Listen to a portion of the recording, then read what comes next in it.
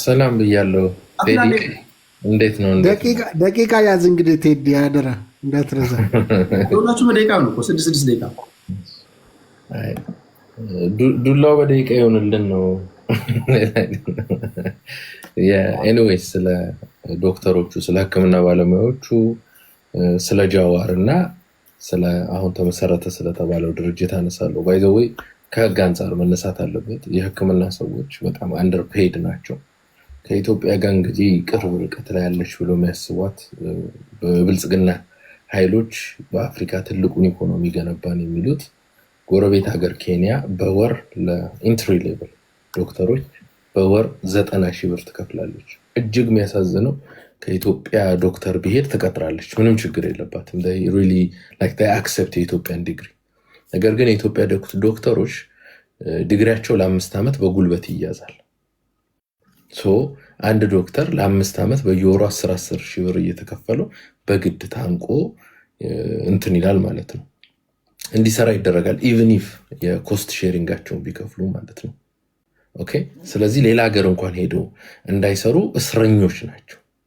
ላይክ እንደ ወንጀለኛ ታስረው በጉልበት የሚሰሩ የባርነት ውስጥ ነው ያሉት። አሁን በህግ አንጻር ሰልፍ መውጣት አይችሉም ተብሏል።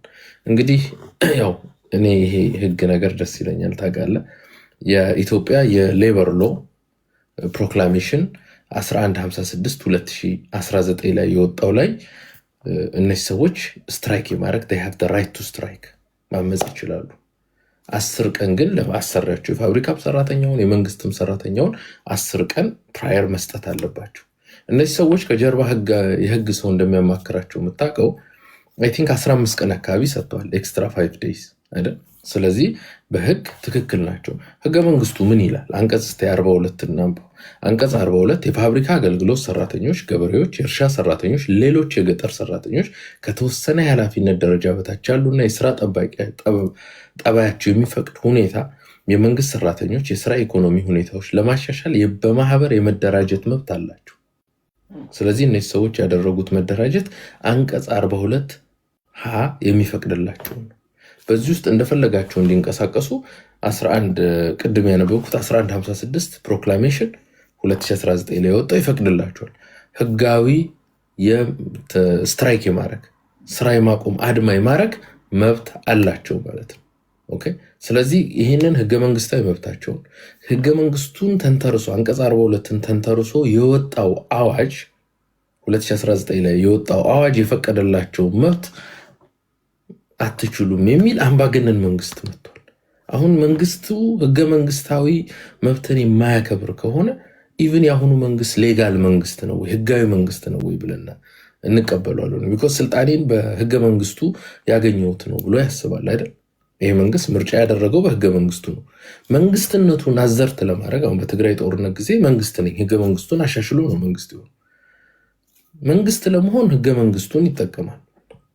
ህዝብ ግን ህገ መንግስቱን ተጠቅሞ ቀን ሰጥተው በትክክል ኤክስትራ 5 ቀን ሰጥተው ሰልፍ ስራ ሊያቆሙ ሲሉ ሊያውም በየቀኑ እየተናገሩ ተዘጋጅ መንግስት ሰዎች ካሉ አዘጋጅ፣ ኬንያ 90,000 ብር በወር ይከፈላል፣ በዲግሪያችን ወጥተን መስራት አንችልም። እነዚህ ሰዎች እኮ በአመት ምን ማድረግ ይችላል? መንግስት 8 ወር 6 ወር ተጠቅሞባቸው በ6 ወር ሂዱና ሜክ መኒ ማለት ይችላል አይደል? ያን አላደረግም። ስለዚህ መንግስት በባርነት ውስጥ ነው ያሉት እነዚህ ሰዎች። የነፃነት ትግል ነው፣ የገንዘብ ትግል ብቻ አይደለም። ሊተራሊ ታስረው እየሰሩ ያሉ ናቸው። ይሄ ይሁን የጃዋር እንቅስቃሴ አሁን እየመጣ ካለው ምርጫ ጋር የሚገናኝ ነው። የአማራ ክልል ለምርጫ ምቹ አይደለም። ቢኮዝ ብዙ የታጠቀ ኃይል አለ፣ ምርጫ አይደረግም። ጃዋር በተቻለ መጠን አገሪቷ ላይ ያሉ የትኛውንም አመጾች ውስጥ እጁን እየከተተ ነው ያለው። አላማውም ኦሮሚያ ክልል አንስቴብል እንዲሆን የማድረግ ነው። መንግስት ከአንድ ዓመት በኋላ ልክ ከአንድ ዓመት በኋላ መንግስት ለመመስረት ኦሮሚያ ክልልና አማራ ክልል መመረጥ አለበት። ከ548 ድምፅ ውስጥ ቢያንስ 70%ን 75% ማሟላት አለበት። የአማራ ክልልን አያገኝም 130 ድምፅ፣ ኦሮሚያ ክልል 175 ድምፅ አለ። የጃዋር አሁን እጁን ቀስ የምታስታውሱ ከሆነ የጃዋር አመፅ ውስጥ የገባው የተማሪዎች የትምህርት ቤት ምንድነው ፈተና በመስረቅ ነው ትግል ውስጥ የኦሮሞ ትግል ውስጥ የገባው ምታስታውሱ ከሆነ አሁንም የፕሮፌሽናሎች ትግል ውስጥ አድርጎ ታኮ ከዚህ በፊት ያደረገውን እየደገመ ነው ያለው። ኦኬ። እና ፕሮሰስ ኢንዱ ምንድነው? ምርጫ እንዳይደረግ በማድረግ መንግስት ፓርላማ ውስጥ መንግስት መመስረት እንዳይችልና ከግንቦት በኋላ የሚቀጥለው ዓመት ኢትዮጵያ ውስጥ ምንም አይነት ህጋዊ መንግስት ስለማይኖር ወደ ምን ትሄዳለህ? ወደ ሽግግር መንግስት። ኦልሬዲ ነኝ የሚለው መንግስት መመስረት ካልቻለ ከሌሎች ኃይሎች ጋር ኢትዮጵያ ካሉ ኃይሎች ጋር በግድ ይቀመጣል ማለት ነው። ስለዚህ በጣም ስትራቴጂክ ፖለቲካል ሙቭ ነው ጀዋር እየተጫወተ ያለው። በአማራው በኩል እንደማይኖር ያውቃል። እሱ የኦሮሞን እየሰራ ነው ማለት ነው። ትግራይ ላይ ምርጫ እንደማይኖር እርግጠኛ ነን። ኦኬ እንደማይኖር እርግጠኛ ነን። ስለዚህ ግንቦት ላይ መንግስት ምርጫ ማካሄድ አይችልም። ቢኮዝ ኦሮሚያ ላይ አመጾች ቀስ በቀስ ዲቨሎፕ እያደረጉ ይመጣሉ። ያ ማለት መንግስት እጁን ተጠምዝዞ አሁን ያለው የብልጽግና መንግስት ወደ ሽግግር መንግስትና ሀገራዊ ምክክር ይገባል። ቢኮዝ ታጣቂ ኃይል ነው የሚሆነው። መብቱ በምርጫ የተሰጠው ያችን 5 ዓመቷን ብቻ ስለሆነ አሁን የተመሰረተ አንድ ጥያቄ ልጠይቅ። አሁን ብዙ ጊዜ ምርጫ አሁን ሲባል ጃንሆይ ከስልጣን ከወደቁ በኋላ ኢትዮጵያ ውስጥ በምርጫ የመጣ ለውጥ አለ? ምርጫ አሁን ለምሳሌ ምርጫን ደጋፊ ነኝ፣ በዲሞክራሲያዊ መንገድ የሚደረግ ምርጫ። ንጉሳዊ ስርዓትን አስወግደን ወደ ሪፐብሊክ ስርዓት ከመጣን በኋላ በደርግ ጊዜ ከዛ በኋላ በደርግ ጊዜ እንደውም ፖለቲካ ፓርቲዎችም የሉም፣ ተሰደዋል። በኢህአዴግ ጊዜ ኢህአዴግ ምርጫ ነፃና ገለልተኛ በሆነ መንገድ ሲያካሄድ እና ምንም ኮሮጆ ሳይሰርቅ መንግስት ለመመስረት የሚያስችለውን መንገድ ሲመሰረት ነበር የነበረው። አሁንስ ያለው መንግስት እንደው ለምርጫ የሚገደው መንግስት ነው ብለህ ታስባለህ? አይደለም። ግን የምርጫ ጣቢያ በየወረዳ ነው የሚደረገው። ወረዳዎቹ ላይ አመፅ ካለ አታደርግም። ካላደረግ ማጭበርበርም አችል። ለማጭበርበር እኮ መደረግ አለበት።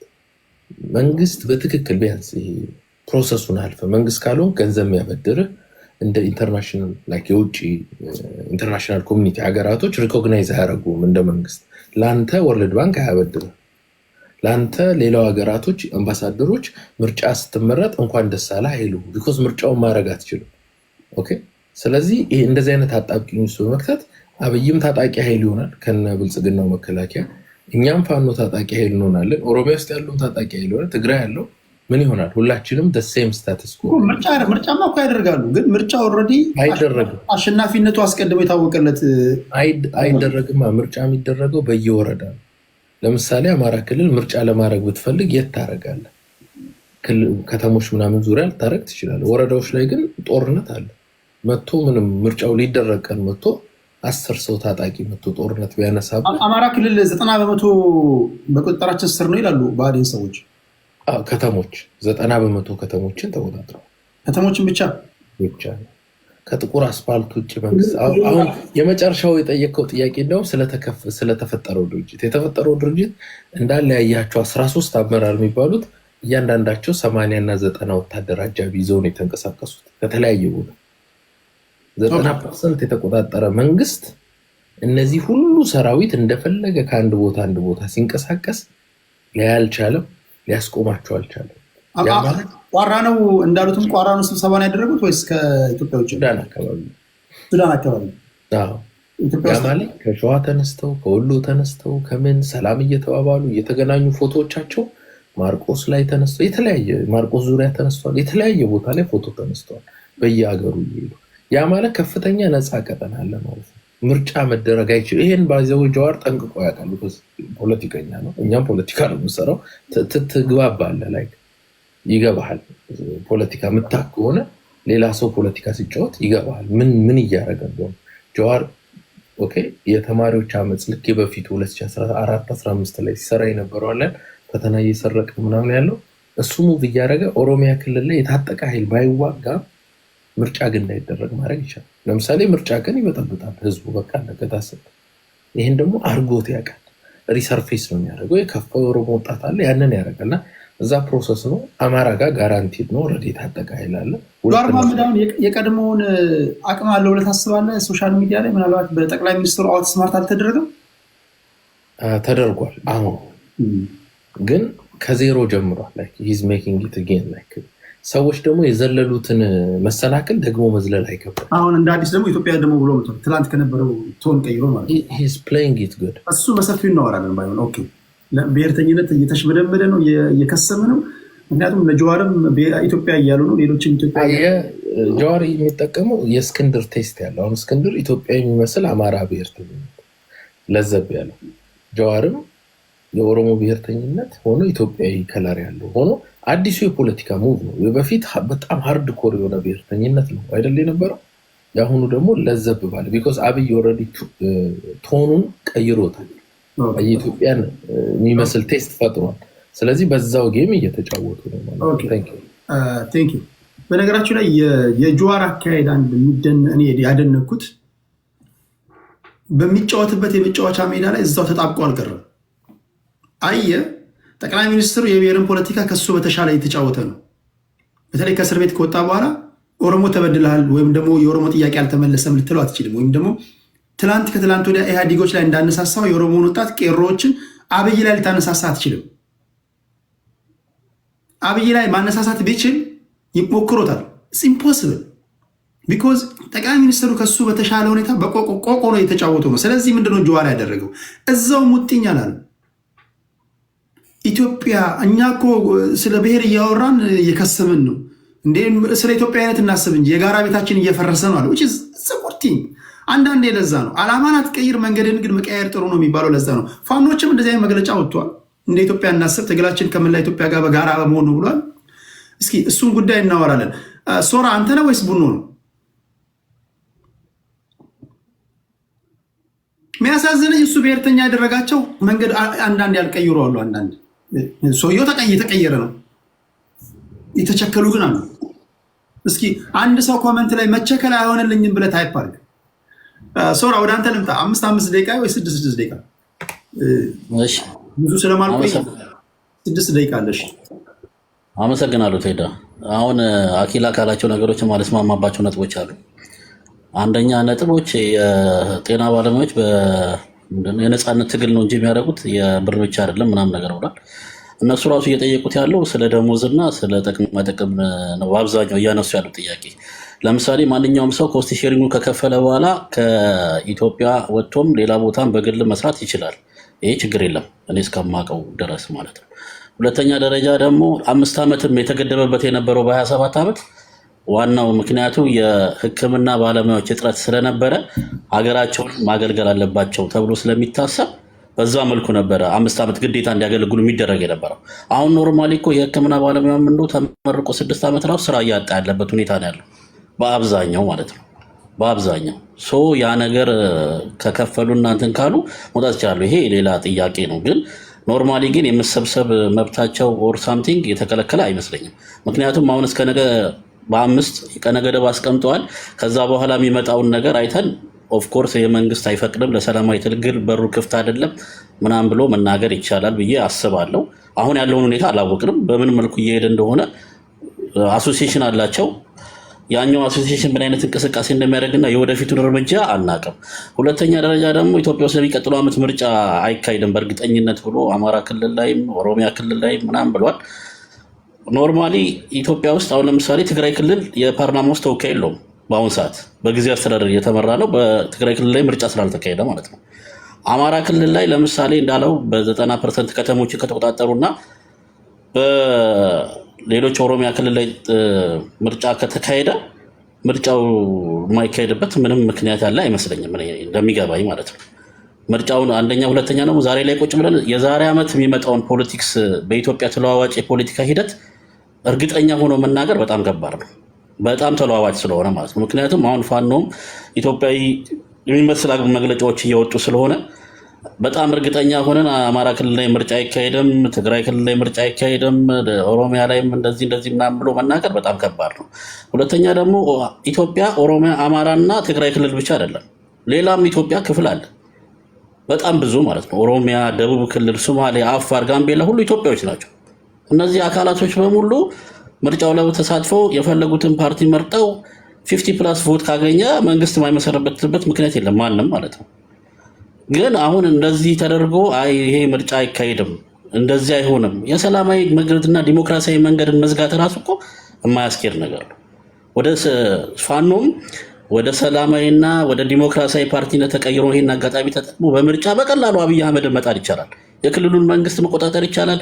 ፓርላማን መያዝ ይቻላል። ምንም ችግር እኮ የለውም እኮ እኔ እስከሚገባኝ ድረስ ማለት። ምክንያቱም አማራ ህዝብ በአብይ ወይም በብልጽግና ፓርቲ ተቀባይነት የለውም ተብሎ የሚታመን ከሆነ ያንን ፖለቲካ ሰርቶ በካርዱ መጣል እኮ ነው። ወረዳ ላይ ከተቆጣጠረክ ወረዳ ላይ መጥቶ ምርጫ እንዳያጭበረብር ካረክ፣ ከተማ ላይ ምርጫ እንዳያጭበረብር ካረክ የማታሸንፍበት ምንም ምክንያት የለም እኮ። ያ ነው ፖይንቱ እኮ። በሜዳ አንተ ማሸነፍ ትችላለህ። አሁን ለምሳሌ ህወሓት ትግራይ ክልል ላይ ሙሉ ድምፅ አለኝ እኔ የትግራይ ህዝብ ከኔ ውጭ አያስብም ብሎ እያሰበ ከሆነ በምርጫ የማያሸንፍበት ምክንያት የለም፣ ህዝቡ ከመረጠው ማለት ነው። ያንን ነው እንጂ ለምሳሌ አይ ኖርማሊ አሁን አዲስ አስተሳሰቦች እየመጡ ነው እየተቀየሩ ነው ተባለ። እነ ጀዋርም ተቀይረዋል፣ ወደ ኢትዮጵያዊነት ሲስተም እየገቡ ነው ምናምን ተባለ። አልተሞከረም እኮ ተሞክሯል። ቴዲ ኢትዮጵያ ውስጥ አልተሞከረም። አሁን ተሞክሯል። ለምሳሌ ፓርቲዎች ጠንካራ ፓርቲዎች ተደራጅተው ብልጽግና ለመጣል ምርጫ ተካሂዶ ተሞክሯል። እስካሁን ታዲያ የተሞክሯል።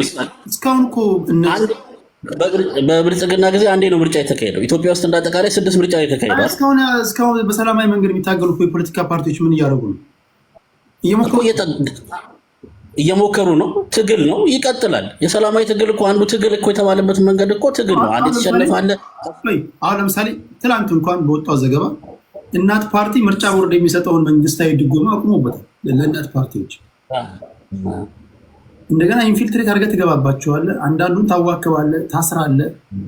ነፃና ገለልተኛ የሆኑ ተቋማቶች የሉም። ስለ እውነት ለመናገር ለፌርነስ አሁን ካሉ ኢንስቲትዩሽኖች በተወሰነ መንገድ የህጉ ስርዓት ነው እያስገረመኝ ነው። አቶ ልደቱ ሲናገር ሰምቻለሁ። መንግስት እንዲፈታ እንኳን ሳይፈልግ የፈቱን ዳኞች ናቸው ብሎ ሲናገር ሰምታችኋል። ተስፋ ሰጪ ነገር አለ። በተረፈ ግን በሚዲያ በምርጫ ቦርድም ጉዳይ ላይ አመራሮቹ ይሄ ኢንፍራስትራክቸሩ ጥሩ ነው። ነገር ግን ወደ ወረዳ ስትሄድ ለምሳሌ እናት ፓርቲው ቢወዳደር እና አብን ቢወዳደሩ እና ኦፌኮ ቢወዳደሩ አመራሮቻቸው ይታሰራሉ፣ ይዋከባሉ፣ አንዳንዱም ይገደላሉ። እንዴት ነው በሰላማዊ መንገድ ሊወዳደሩ የሚችሉ? ታዲያ ስለዚህ ሰው ምን አይነት አማራጭ መከተል ያለባቸው ፓርቲዎች? ይህንን እኮ መስራት ያለባቸው ጠንክረው መውጣት ያለባቸው እኮ እነሱ ናቸው። የተሻለ ስትራቴጂ በጥይት እኔን ባልደረቦቼን ጓደኞቼን የምታሳዳቸው ከሆነ ምንድነው ማድረግ ያለብን? ኢትዮጵያ ውስጥ ማለት በ7 ዓመቱ ብቻ ነው ለምሳሌ እንደዚህ አይነት ትግል ሲካሄድ የነበረው። 27 ዓመት ሰዎች አይታሰሩም ነበር፣ አመራሮች አይገደሉ ነበር፣ አይሰደዱ ነበር አይደል እንዴ? ግን አላቆሙም ማለት እኮ። ስለዚህ እስቲ ተስፋ ስላልቻሉ ተስፋ ለመቁረጥ ማለት እስከምን ድረስ ነው? ለምሳሌ አሁን እነዚህ ሰዎች ተስፋ ቢቆርጡ ኖሮ አሁን ልደቱ አያሉ ተስፋ ቢቆርጥ ኖሮ ኖ ብሎ ያቆም ነበር አይደል? ኖርማሊ ግን አላቆምም። እስቲ እየታገለ ነው በሰላማዊ መንገድ። የት ሆነ? ውጭ ሀገር ሆኖ ለምሳሌ አይደል? እየታገለ ነው፣ ሀሳቡን እየገለጸ ነው።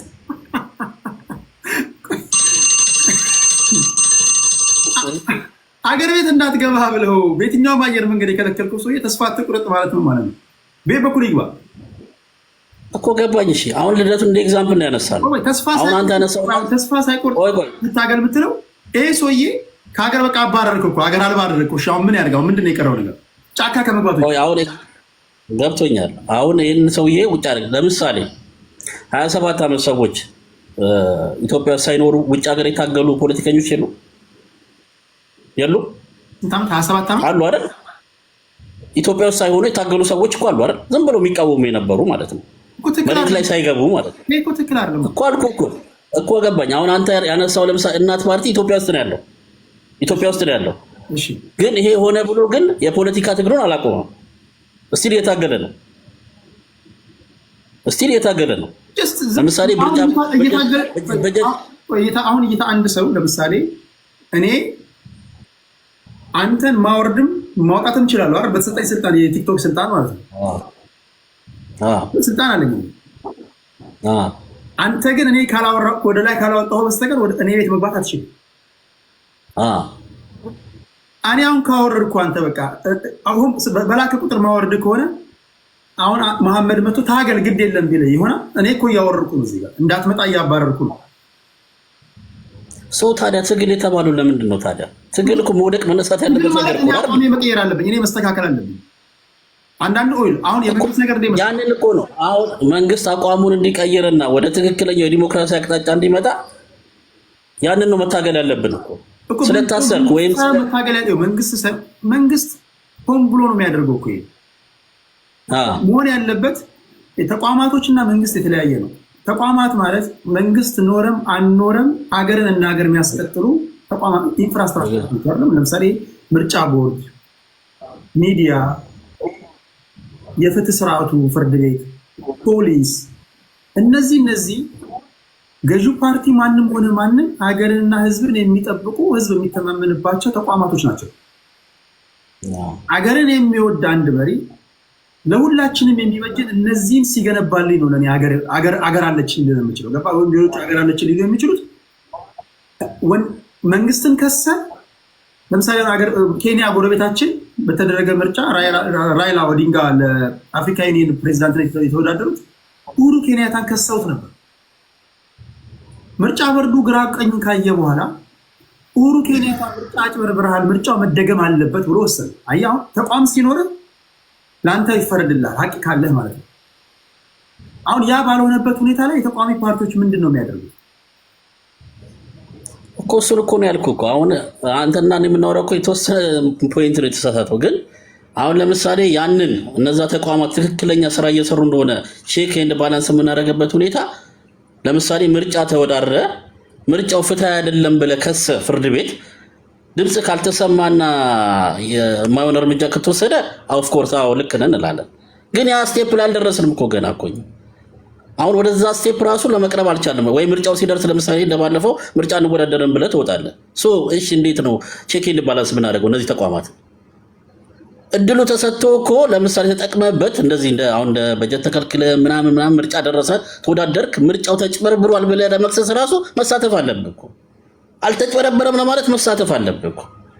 እንዴት ይደረጋግጥሽ ታዲያ? የመንግስት ጥፋትን ኦኬ እንደዚህ ነው የሚያደርገውና መንግስት ብለን ስለሸሸን ሶሉሽን ይመጣል?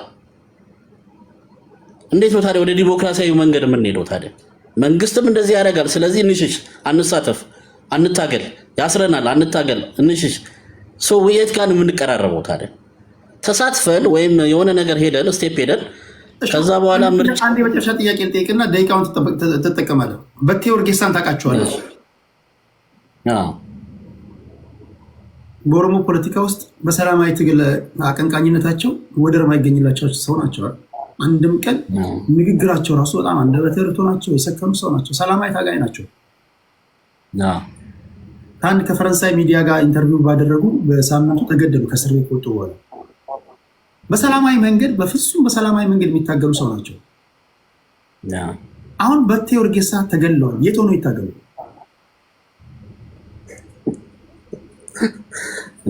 አሁን እኮ ይሄ አሁን ለምሳሌ ታጋዩን እየገደልክ ታገል ተስፋ ትኩረት ስትለው አሁን አቶ በቴ የት ሆኖ ይታገሉ?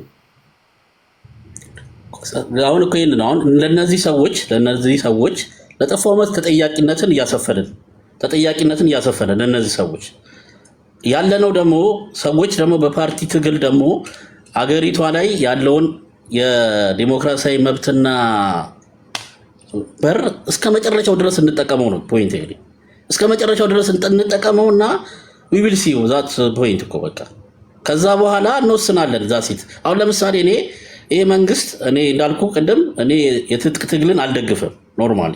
ግን አሁን ለምሳሌ ይሄ መንግስት ስልጣን ምርጫ ተሸንፎ ልክ እንደ 97 አይነት ታሪክ ተፈጥሮ ለምሳሌ ምርጫ ተሸንፎ አልወርድም ካለ he's definitely አምባገነን ነው በቃ ኮምፕሊትሊ ማለት ነው። ያንን እድል ግን ቢያንስ እንደምን ብለህ ባለው ቀዳዳ በትንሽዬ ቀዳዳ ቢሆን ፖይንቱን እንጠቀመው ነው የምለው።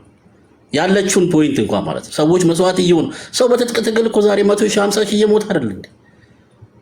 ያንን ፖይንት ሳይሆን ብዙ ሰው መስዋዕት ሳናደርግ አገሪቷ ላይ ባለችው ፖይንት እንኳን እስከ መጨረሻው ድረስ ሞክረን ከዛ በኋላ የሚመጣውን ውጤት እንየው። አሁን ምቹ ሰዓት እኮ ነው እንደሚባለው። እውነት የብልጽግና ኢትዮጵያ ውስጥ ተፈላጊነት ከሌለው ዛስ ፖይንት ይሄ ነው ታይሙ። በቃ ትክክለኛ ታይም አሁን ነው ምርጫ ሲደረግ ማሳየት እኮ። ከዛ ህዝቡ ያለውን ውስጡ የታፈነውን ነገር ያውጣውና ይወስን። ግን ለህዝቡ የሚሆን ትክክለኛ ሐሳብ መሬት ላይ ያቀርቡ ከማለት ከትጥቅ ትግል ውጪ ከሌላ ትግል ውጪ ያለ ትክክለኛ ገዢ የሆነ ሐሳብ ያምጡ። ላይክ በቃ ይሄ ነው ብለው ህዝቡ የሚገዛውን ሐሳብ ያቀርቡለት። ከዛ በኋላ ይሞከር እንየው። አሁን ሁሉ ነገር እየተሞከረ ያለው እኮ በትጥቅ ትግል ነው አይደል? ሁሉም የብሔር ብሔረሰቦች እኮ ጥያቄ አላቸው። ሁሉም የክልልነት የምናምን የተለያዩ ጥያቄዎች አሏቸው። ይሄ አጋጣሚ በቃ ትክክለኛ መንግስትን ለመጣል ጥሩ አጋጣሚ በምርጫ ራሱ ማለት ነው። ትክክለኛ ማለት ነው። የማይፈልገው ከሆነ ህዝቡ የታፈነ ከሆነ ያንን ነገር መንግስትን ይመጣል። ትክክለኛ ፖይንት ግን እስከ መጨረሻው ድረስ እንታገለው፣ እንጠቀመው። ይባስ መንግስትን እየሸሸነው ጠንካራ እናርገው። የበለጠ የዲሞክራሲ ምህዳሩን እያጠበበው እንዲሄድ አንፍቀድለት። መንግስትን ማሸነፍ የምንችለው እየታገልነው ነው እንጂ እየሸሸነው ወይም ይሄ መንግስት ዲሞክራሲ አይደለም ብለን የበለጠ ለሱ ምቹ ምህዳር እየፈጠርንለት አይደለም ነው ነው። አመሰግናለሁ ቴዲ።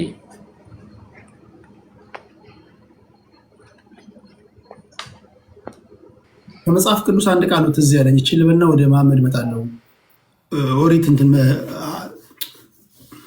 ኦልድ ቴስታመንት ላይ ነውና እግዚአብሔር ሙሴን ወደ ፈርዖን ይልከዋልና ህዝቤን ልቀቅ ይላል። የሰራዊት አምላክ እግዚአብሔር ህዝቤን ልቀቅ ይላል ብለህ ንገረው ብሎ ሙሴን ይልከዋል። ሙሴ ምስኪኑ ፈርዖን ጋር ይሄዳል። ሙሴ ፈርዖን ጋር እስኪደርስ ድረስ እግዚአብሔር የፈርዖንን ልብ ያደነድነዋል። እግዚአብሔር የሰራዊት አምላክ እግዚአብሔር ህዝቤን ልቀቅ ይላል ብለዋል እግዚአብሔር ይሏል። ሙሴ ይሄን በሚልበት ሰዓት ወረድ የፈርዖን ልብ ደንድኖ ነው የሚጠብቀው። ተመልሶ ሙሴ ይመጣል። ኧረ አልሰማለኝ እኮ ይላል። ደግመ ነገረው ይለዋል። ሊናገር ይሄዳል። ሙሴ እየሄደ እያለ የፈርዖንን ልብ ያደነድናል። አንዳንድ ጊዜ ሆን ብሎ ከደነደነ አሁን እኔ ቅድም አንዱ ሰውዬ አውርደውና እስኪ ታግሎ እንዴት እንደሚገባ አሳየን እያለው ነበር። ፖይንቴ ምንድነው? አንዳንዴ መንግስት ሆን ብሎ ልቡ ከደነደነ ብትታገልም ከአንተ የሚሆን ነገር አይደለም። ጀትና በጀቱ ከተያዘብህ አልፎም ተርፎ የምትገደል ከሆነ ቴዲ የሚናገረው ነገር አይደለም። አሁን የበቴ ኦርጌሳን ጉድያ ራሱ መንግስታዊ ተቋም መንግስት ያደራጀው ኢሰመኮ ያወጣው ሪፖርት ነው። ይህን ሪፖርቱን አንብባችኋል ብዬ አስባለሁ። ፖለቲከኛ ሀሳቡን እንዳይሸጥ፣ እንዳይታገል፣ እንዳይናገር ከተዋከብክ መጨረሻ ላይ ከተገደልክ ግድ የለም በሰላማዊ መንገድ ታገል። ማን ልጅ ነው የሚታገለው? ልጅን ተመሳሳይ ጣን የሚጠብቀው ፓርቲ የሚበተን ከሆነ ኮመን ሴንስ ሰውን እኮ አገር የምንፈልግ ከሆነ ሀቁን ማውራት አለብን። እንዴት ያለ ሀገር ይኖራል? ቢያንስ ይሄ ነገር ትክክል ካልሆነ የመንግስት ሰዎች የራሳቸውን ከማንም ቀድማችሁ እኮ ይሄ የሚደረገው ነገር ትክክል አይደለም። በስራችን የምንተማመን ከሆነ ጀስት ሌት ፒፕል ቮት፣ ሀሳባችንን እንሽጥ፣ ከዛ በኋላ ህዝቡ ይምረጠን ነው ማለት ያለብን። እኛ የምንጠቀመውን ሚዲያ የተቃዋሚ ፓርቲዎች የሚጠቀሙበት ኢቲቪ ላይ አንተ የምትናገር ከሆነ ቢያንስ ተመጣጣኙን እንኳን ባይሆን የተወሰነች ሰዓትም ለእነ እናት ፓርቲ ስጣቸው፣ ለእነ አብን ስጣቸው። ሰላማዊ ሰልፍ ሲጠሩ ፍቀድላቸው። ጠቅላላ ጉባኤ ለማድረግ የሆነ አዳራሽ ሲከራዩ በጎን ሄደ የአዳራሹን ባለቤት ወይም የሆቴሉን ባለቤት አታስፈራረው። ይህን ሳያደርጉ እንዴት ነው የሚታገሉት? ኦኬ እንዴት ነው ሊሆን የሚችለው? ጠቅላላ ጉባኤ ለማድረግ አዳራሽ ሲከራዩ ፖሊስ ልከ ስብሰባ ማድረግ አትችሉም ብለህ ካባረርክ እነዚህ የፖለቲካ ፓርቲዎች ከፖሊስ ጋር እንዴት ነው የሚታገሉት? ምንድን ነው እስቲ መፍትሄው? እንዴት ነው ሊታገሉ የሚችሉት ነው። እና አንዳንድ ጊዜ ጥመቱ ከላይ ከሆነ እዚህ ጋር ብንፍጨረጨር ምንም ለውጥ ሊመጣ አይችልም። እና ምናልባት መታገል አለባቸው የሚሉ ወገኖች ካሉ ምናልባት የእነሱ የታያቸው እኛ ያልታየን መንገድ ይኖር ይሆን ቀዳዳ ምናምን ብዬ እሱ ለማወቅ ነው። እሺ ከሶራ በኋላ ወደ መሐመድ እመጣለሁ። ወንድሜ 6 ደቂቃ አለ። እሺ አመሰግናለሁ። ምናልባት ሶራ አሁን የተናገራቸው ነገሮች ስመለከት ልደቱ አይንህን ላፈር ከመባሉ በፊት የተናገረው ንግግር ነው። ላስት ሪዞርት እንትን ብለን ገብተን መታገል አለብን፣ ምርጫ ውስጥ እንትን ማድረግ አለብን አይነት ሲናሪዮ ሲናገር ነበረ። ምርጫ እንግዲህ የምርጫን ጥቅል እንትኑን በደንብ የምንረዳ ከሆነ የሆነች ቦታ ተሰብስቦ ፖል የሚደረግ አይደለም። ከቀበሌ፣ ወረዳ፣ ዞን፣ ክልል እስከ ፌዴራል ድረስ ያለ ቼን አለው። በዛ ውስጥ ያን ነገር ለማካሄድ ሪሶርስ ኢንቴንሲቭ ነው። ሪሶርሱ ደግሞ ከሀገር ውስጥ ብቻ አይደለም። የዲሞክራሲን አገሪቱ ውስጥ እንዲሰርጽ የሚፈልጉ ሀገራቶች ድጋፍ ያደርጋሉ። እነዛ ሰዎች ደግሞ ለሚያደርጉት ድጋፍ አገሪቱ ላይ ያለው ሰላማዊ የሆነ እንቅስቃሴ የራሱ የሆነ ኢምፓክት አለው። ስለዚህ ያ ሁሉ ስንመለከት አገሪቱ ውስጥ ምርጫ ሊካሄድ ይችላል ወይ የሚለው ነገር እኔ 99% ምርጫ ይሄ የምናስበው አይነት ምርጫ ሊካሄድ ይችላል ብዬ አላምንም። አሁን ባለኝ እንትን ነገ ምን ሊሆናል አናውቅም። ትላንትና ጠላት የነበሩ ሰዎች አሁን በጋራ ሆነው ሀገር እናድን የሚሉ ሰዎችን እያየን ነው አይደለም። ትላንትና የድንበር የታሪክ የርስት ጥያቄ ያለን ብለው የተጨፋጨፉ አንደኛው ጂሳይድ ነው አንደኛው ጂሳይድ አድርጎኛል ብለው የሚናገሩ ሰዎች አሁን ላይ እያየን ባለበት ውስጥ ነገ ምን ሊሆን ይችላል? we don't know, time will solve it። ምክንያቱም ምርጫው ገና ጊዜው ስላለው ማለት ነው። ነገር ግን የበቴን ኡርጌሳ ሁኔታ ስጠይቀው አንተ እዛች ሀገር ውስጥ ያለውን እድሎች አሟጠ ለመጠቀም የህይወት መስዋዕትነት ድረስ መክፈል አለብህ ብሎ ማለት እኔ አግባብ ነው ብዬ አላምንም። ያ ሰው አሁን ከኋላው ያሉት የሱን ራዕይ የተከተሉ ሰዎች ራሱ ምንድነው የሚያስቡት? ሰላማዊ ታጋይ መሆን it has no value ብለው እንዲያስቡ የተደረገው።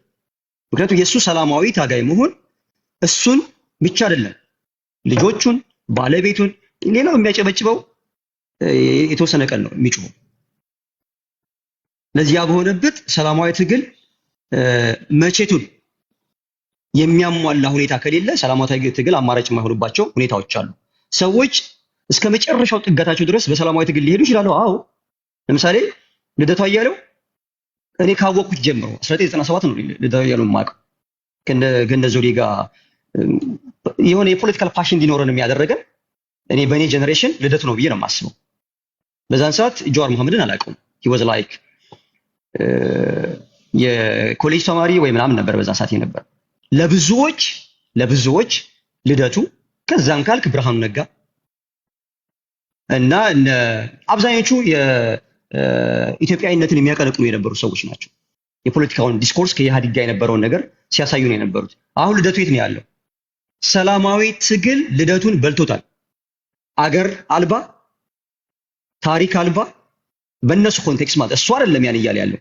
አሁን ልደቱ ኢትዮጵያዊ ነኝ ብሎ አፉን ሞልቶ የሚናገርበት መድረክ የለውም። እንዳይገባ ተከልክሏል።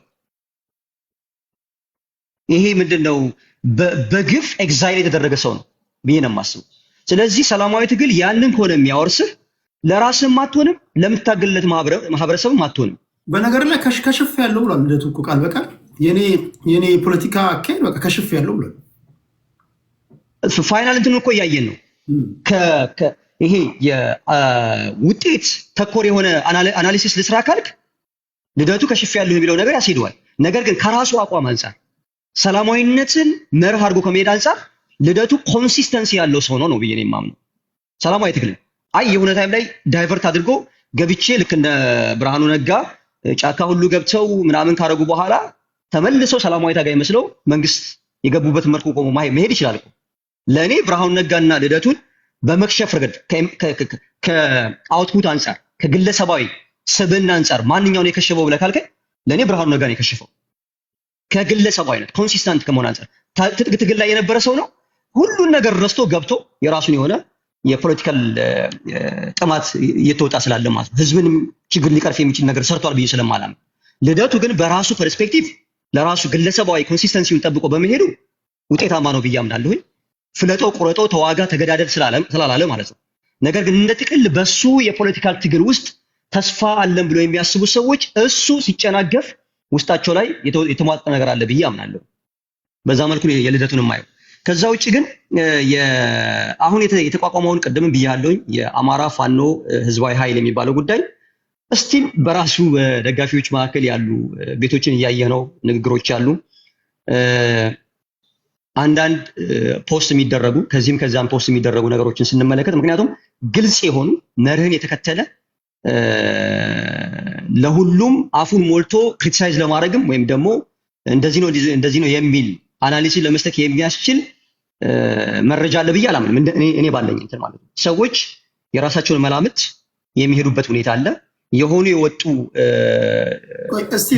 አንድ ጥያቄ ልጠይቅና አንተ ሄድበት። እንደውም ምን ይላል መሰለህ የአማራ ፋኖ ብሔራዊ ኃይል ሲሉ መግለጫ ወጥቷል። ከስር ያለው ነው ከሽፍ ያለው ነው ደግሞ በከና በሽ ደግሞ እንከራከር ነው የናሸንፋለንና የናሸንፋለን ትውልድ ወላጆች አይደለም እኮ ከሽፍ ያለው እሺ ምን ይላሉ መሰለህ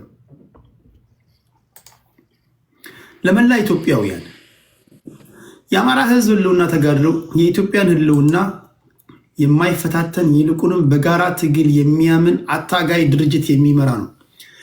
የአብይ አህመድ አገዛዝ የሽብር ተግባሩ ኢላማ ያደረጋቸው በርካታ ወገኖች መኖራቸውም የታወቀ ነው። እዚህ ጋር በአዲሱ ሎጎ እንትን ዋተርማርኩ ነው የወጣውን እንትን ነው እያነበብክልኝ ያለው። እኔ እሱን አይቼዋለሁኝ ቴዳ። ጥያቄ መሰለህ እዛ ጋር ማነሳው ጥያቄ ቆይ እዚህ ጋር ማነሳው ጥያቄ ይሄ ለሁሉም ነው። ስለሆነ መላው ኢትዮጵያውያን ይህን የህልውና ትግል በመደገፍ ከህዝባችን ጎን እንድትቆሙ ጥሪ እናቀርባለን ይላል። ሳይበር ላይ ካሉት ልጆች አልተለየብህም? አሁን እኮ እሱን ነበር እኔ እያልኩ ያለሁት። እስክንድር ነጋ ላይ ሲወርድ የነበረው ትችት እኛ የምንታገለው ለአማራነትና ለአማራነት ብቻ ነው ይሉ የነበሩ ወይም ደግሞ መዳረሻችን አማራ መነሻችን አማራ ብለው ይሄ ኢትዮጵያ የሚለውን ስም ሁሉም ማለት አይደለም፣ በጣም ፈጽሞ አግላይ የሆኑ ልጆች። ምናልባት እነዚህ ልጆች ሁለት አይነት መንገድ አላቸው። አንደኛ ከአማራ ብሔርተኞች በላይ አማራ ብሔርተኛ መስለው ለመታየት የሚያደርጉት መጋጋጥ ነው። በነገር ላይ አንዳንድ አዳዲስ ብሔርተኞች የሆነ ብሔር ውስጥ ሲገቡ ከነባር ብሔርተኞች በላይ ብሔርተኛ መስለው ለመታየት ነባር ብሔርተኞች ማቀነቅኑትን ያቀነቅናሉ። ሶዛት እንዴ እንዲህ ማለ እንዴ እስኪሉ ድረስ ማለት ነው። መሬት ላይ ያሉት ሁሉንም አማራ ኢትዮጵያ ህዝብ ያካትተ ነው ይላሉ። ሳይበር ላይ ያሉት ምናልባት እነዚህ ሰርገው የገቡ ናቸው ወይስ ተላልፏል ብለህ ነው የምታስበው? ሳይበር ላይ ያሉትና መሬት ላይ ያሉት አልተግባብቶም ላይ ናቸው ብለህ ታስባለህ? እንዴት አየው? ኮምፓራቲቭሊ የሁለቱን መግለጫዎች ለማየት ሞክሬ ነበር፣ የአፋሃድንም ይሄኛውም አዲሱንም መግለጫ ማለት ነው። አፋሃድ የራሱን ማኒፌስቶ እንዳወጣ ካየህ የአማራ ብሔረተኝነትን የሚወክል አይደለም፣ መጠቀም ፈልጎ ነው የሚል ትችቶችና ሙግቶች ነበር የነበሩበት። ነገር ግን እዛ እንትን ውስጥ የአማራ ብሎ የሚያምንበትን ሂስቶሪካል የቴሪቶሪ ጥያቄ ሁሉ ያነሳ ነበር።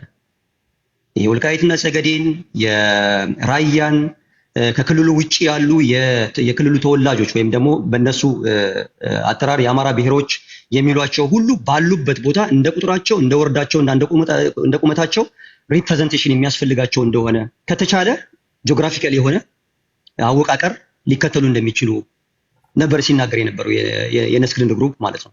አሁን ያለው ደግሞ ኮምፕሊትሊ እስከ ዛሬ ሲታገሉበት የነበረውን ራሱ ውሃ የበላው ነው ብዬ ነው የሚወስደው። ለምሳሌ ከትግራይ ጋር አንድ ነን ምንም አይነት ችግር የለብንም ብለው ሲሉ ላለፉት 40 ዓመታት ከድህረ 1966 ወይም ደግሞ ጃንሆይ መውደቅ ጀምሮ እስካሁኗ ጊዜ ውስጥ ያለውን ሲነሳ የነበረው በህዝብ ላይ እንደዚህ ትርክቱ ገለመሌ የሚለው በሙሉ በዜሮ አባስቶ አይ አንድ ነን ፎር ዘ ሴክ ኦፍ ዋት 4 ኪሎ ለመግባት የህዝብ ጥያቄ ሳይሆን 4 ኪሎ ለመግባት ነው ብዬ ነው የማስበው። 4 ኪሎን ግን ህዝብን ሌፍት ኤንድ ራይት ቁማር ሳያስይዙ መግባት አይቻልም ነበር ወይ የሚል ጥያቄ ነው ያለኝ።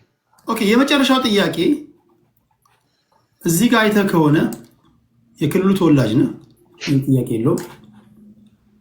13 የድርጅቱን አመራር መርጠዋል። ሊቀመንበር፣ ምክትል ሊቀመንበር፣ ጸሐፊ።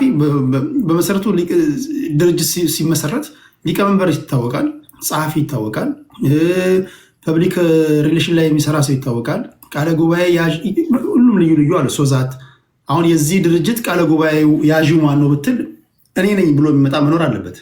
የውጭ ለምሳሌ በኦነግ በኩል የኦነግ ስፖክስ ፐርሰን ሆኖ በውጭ ጉዳይ የሚሰራው ኦዳ ቶርቤ ነው አይደል? ኦዳ ቶርቤ ኦነግን ወክሎ ስፖክስ ፐርሰን ሆኖ ይሰራል። አሁን ስፖክስ ፐርሰኑ አይታወቅም፣ ሊቀመንበሩ አይታወቅም፣ ምክትል ሊቀመንበሩ አይታወቅም። ይሄን ያደረጉት አንዳንዶች ምናልባትም ዲቪዥን እንዳይፈጠር ነው፣ እንደውም አሪፍ ነገር ነው ያሉ አሉ። አንዳንዶች ደግሞ ስላልተስማሙበት ነው ይላሉ። አንተ እንዴት ነው ያየው እነዚህ ነገሮች? 13 ምናልባትም አንድ መሪ የመረጡት ከአባት አርበኛ ነው። አርበኛ መሳፍን ተስፉን ነው የመረጡት ከአባት አርበኞች። መሳፍን ተስፉን አባት አርበኞች መሪ አድርገው ከመረጡ በተቀረው የፋኖ አደረጃጀቶች ላይ ሊቀመንበር፣ ምክትል ሊቀመንበር፣ ጸሐፊ እነዚህን ለምንድን ነው መምረጥ የከበዳቸው? የኔ የራሴን እይታ ስለሆነ የጠየቀኝ እኔ የሄዱበት አካሄድ ለራሳቸው ትክክል ነው ብዬ ነው የማስበው። ምክንያቱም ከዚህ በፊት ከሌ መሪ ነው የሚባለውን ነገር ቪዚብሊ ወይም ደግሞ በሚታወቅ መልኩ በሆነበት ሰዓት ሌሎች ኃይሎች ለራሳቸው የፖለቲካ ፍጆታ እያስገቡ አንዱን ከአንዱ እያጣሉ ወይም ደግሞ የካራክተር አሳሲኔሽን እየሄዱ መከራ ስለበሉ ከዚህ በፊትም እንደምታውቀው የራስ አንድ የሆነ ዩኒፋይድ የሆነ ማኒፌስቶ የላቸውም፣ ገለመሌ የላቸውም እያለ ሁላችንም ስንላቸው ነበር አለ። ዛሬ ደግሞ ለምሳሌ ዘመነ ካሴ ነው መሪው ተብሎ ቢባል አሰብስፎ ያሉ ኃይሎች አሉ። ወይም ደግሞ ጀነራል ተፈራ ማሞ ነው የሆነው ቢባል አሰብስፎ። ምክንያቱም የትኛውንም አይነት ኤቪደንስ ቢያወጡ ያንን ለሪሞርስ ፖለቲክስ የሚጠቀም ኃይል አለ ብለው ስላመኑ ሁሉን ነገር በራሳችን መንገድ እንሄዳለን ብለው ነው ያደረጉት ብዬ እንዳስብ አድርጎኛል በአንድ በኩል። በፊት ለፊት ግን እንሂድ ካል እኔ እንዳንተ የትግሉን ከውጭ እንደሚመለከት እኔ ትግሉን አልደግፍም ቤዚካሊ፣ ግን ከውጭ ሆኖ ኮሜንት እንደሚያደርግ ሰው ከታየ ግልጽ ማውጣታቸው ምንድነው ፐርፐዙ? ያን ያደረጉት ዩኒፋይድ የሆነ ኃይል እንዲኖራቸው ያደረጉት መንግስትን ተፋልሞ 4 ኪሎ ለመግባት ነው ብለን ካልን ለድርድር የመጡ ወይም የወጡ አስመስለን ማን ነው ተደራራሪው አይነት ጥያቄ አይሆንብንም ወይ? ለድርድር እኮ አይደለም፣ በጋራ በውስጣቸው ያለውን ልዩነት አቻችለው የመጨረሻውን ኃይላቸውን ተጠቅመው 4 ኪሎ መግባት ፈልገው ነው ብዬ ነው የማምነው። ለዛ ከሆነ ማን ነው መሪው? ምንድነው መሪው የሚለው ነገር እኔ ሌጂቲሜት ጥያቄ ነው ብዬ አላስብም። ለምሳሌ ደደቢት በረሃ በነበሩበት ሰዓት ቲፒኤልኤፎች ወይም ወያኔዎች ማን ነው የሚመራቸው፣ የትኛው መንገድ ነው የሚመራው የሚለው ነገር አናውቅም ነበረ። እንዴት እንደሚመሩም ከወጡ በኋላ ነው ያወቅነው አይደል? በዛ መልኩ መውሰድ አለብን ብዬ አምናለሁ። ነገር ግን እንደ ጥቅል በአፋሃድና በአሁኑ መካከል ግልጽ የሆነ መላተም አለ ብዬ ነው የማስበው። አንድ መሆን ይችላሉ ወይ፣ ሁለት ሌላ ተገዳዳሪ ኃይሎች አልተፈጠሩም ወይ የሚል የራሴን ፍራቻን የማስቀምጠው። ምክንያቱም ክልሉ ለባሰ ኪዮስ መጋለጥ አለበት ብዬ ስለማላምን ማለት ነው። ጥሪ አቅርበዋል። እንግዲህ ደስተኛ እንደሆኑም ገልጸዋል። ጥሪ አቅርበዋል። ይሄ ነገር እንዴት ይታያል? እንግዲህ ከነሱ ጋር የሚኖራቸው ደግሞ ግንኙነት ይወስናል ብዬ አስባለሁ። እሺ ዙሮ ማክሲመም አንዳንድ ዙሮ የሁለት ዙሮ ይኖረናል። እኔ ግን ምናልባት ከይቅርታ ጋር I have to leave ሌላ ቀን እመጣለሁኝ። ቴንክ ዩ ሶ ማች። ቴንክ ዩ መሐመድ ቆየር ብዙ ቴንክ ከልብ አመሰግናለሁ። ወይ አመሰግናለሁ። እሺ ቡኖ በደሌ የኔ ተራ ነው። እንግዲህ ጥሩ ነው። ያው እንግዲህ እንደውም በእንደዚህ ልክ መደራጀታቸው እንዳይታወቅ ነው እና ምን እንደሚበሉ ምን እንደሚጠጡ ምን እንደሚያወሩ በስልክ እያንዳንዱ እየተከታተል ማን ነው እየመራ ያለው ምስጢራዊ ነው ማለት ፈልገው ነው መሰለኝና መሐመድ እና እናውቃለን እንዴት እየተፋጩ እንደሆነ። ባይዘው እንደዚህ አይነት አመራር ኮምፕሬሄንሲቭ ወይንም ደግሞ ኮኦፕሬቲቭ ሊደርሺፕ ነው የሚባለው። አንድ መሆናቸው እጅግ በጣም ጥሩ ነው። ይሄ ይፈለጋል። ባይዘው እነሱ የአራቱም እንትን አንድ ላይ ሆነው አንድ ኃይል መፍጠራቸው ፖዚቲቭሊ ነው የሚታየው። ለእኛ ይመቸናል፣ ለመደራደርም ይመቻል፣ ለመጣላትም ይመቻል።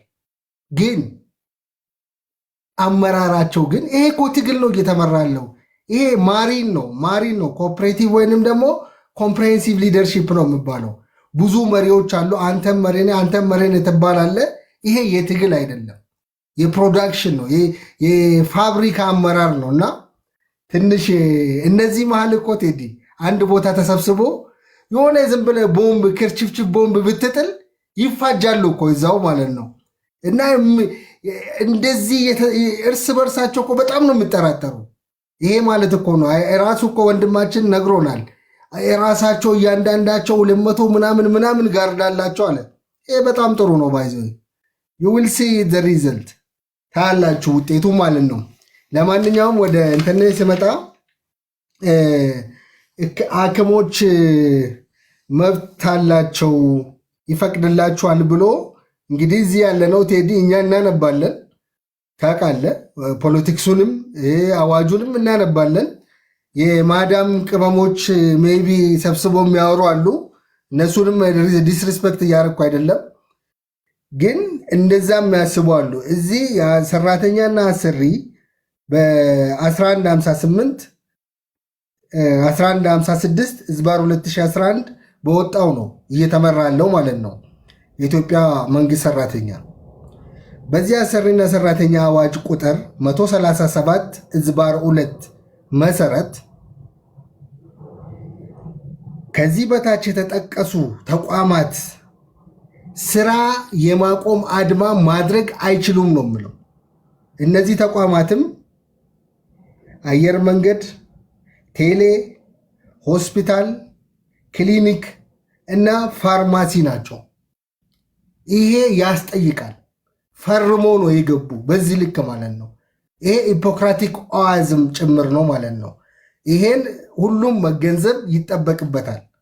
እዚህ ጋር ወንድማችን 1500 ሰው ነው ያለው።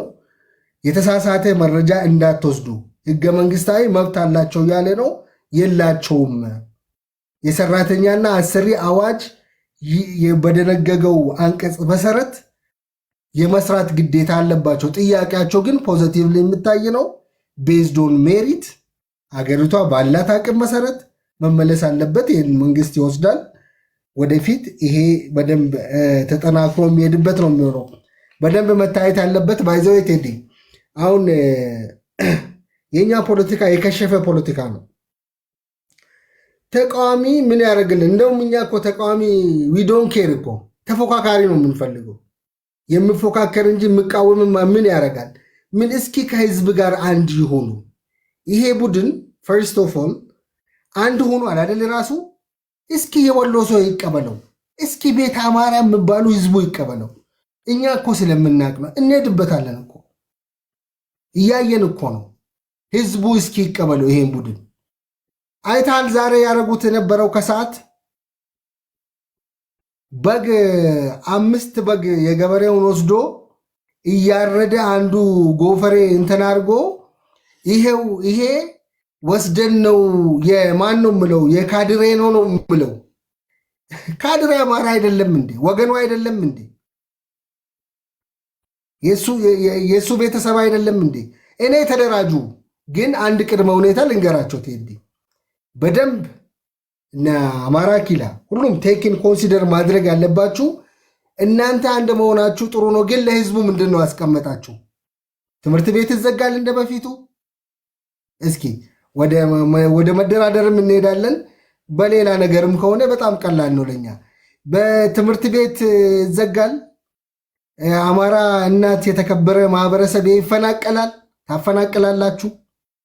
አንተ እዚህ ለዶክተሮች ደሞዝ እየጠየቅ የሆስፒታል አምቡላንስን የምታቃጥል ግን እዚህ ጋር ለዶክተሮች ፖለቲሳይዝ አድርገ ለራሴ ለግል ጥቅም ለፖለቲካ ጥቅም እያረክ ያለው ነገር እንዳለ ሆኖ ግን እዛ አምቡላንስ ደግሞ ታቃጥላለ።